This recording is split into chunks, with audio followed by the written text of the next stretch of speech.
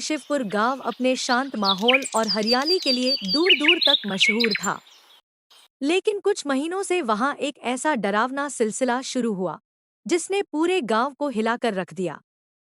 आए दिन गांव में किसी न किसी की मौत हो रही थी।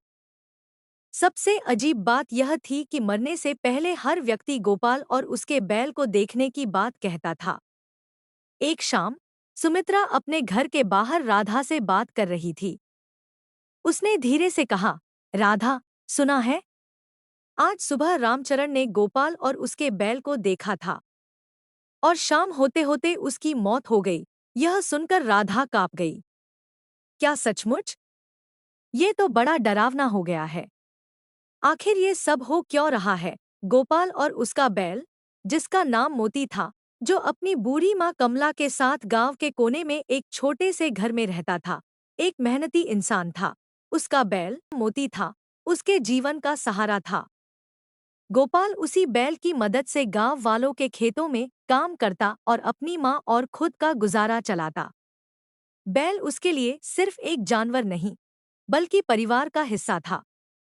लेकिन एक दिन गोपाल और उसके बैल की लाश गांव के पास वाले घने जंगल में मिली। यह खबर पूरे गांव में आग की तरह फैल गई। लोगों ने तरह तरह की बातें की।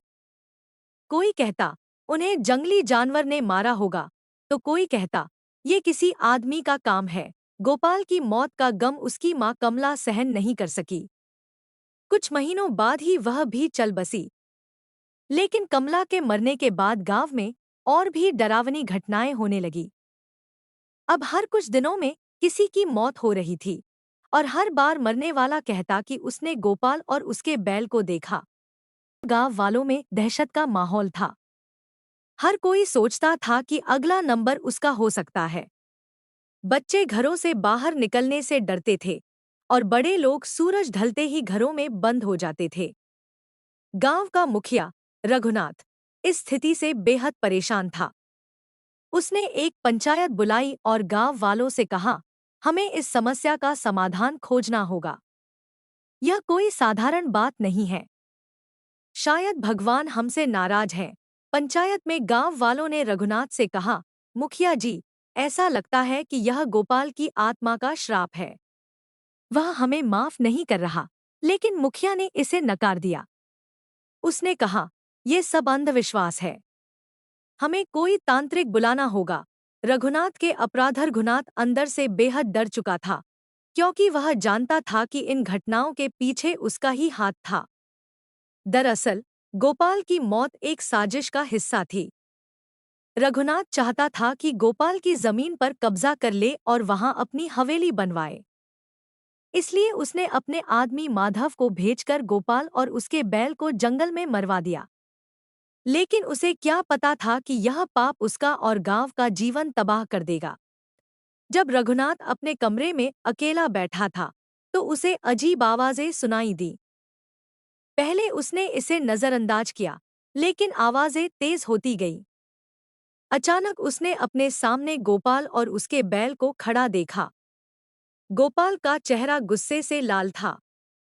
उसने चीखते हुए कहा, रघुनाथ, तुम्हें अपनी करतूत याद है?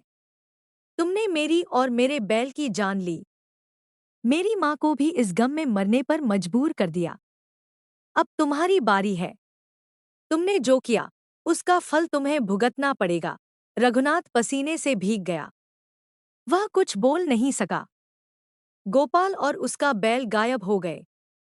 रघुनाथ ने पूरे गांव को इकट्ठा किया।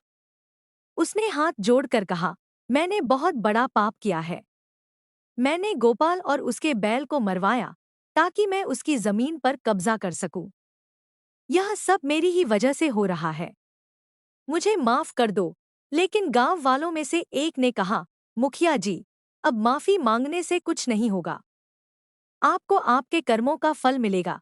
अचानक रघुनाथ वहीं गिर पड़ा। उसने छटपटाते हुए अपनी जान दे दी। उसके मरते ही पूरे गांव में शांति छा गई। गांव वालों ने महसूस किया कि गोपाल और उसके बैल की आत्मा को मुक्ति मिल गई है। उस दिन के बाद से शिवपुर गांव में कोई अजीब घटना नहीं हुई। गांव के लोग समझ गए कि बुरी करनी का फल हमेशा बुरा ही होता है। अब गांव में हर कोई सच्चाई और ईमानदारी के साथ जीवन जीने का प्रण ले चुका था।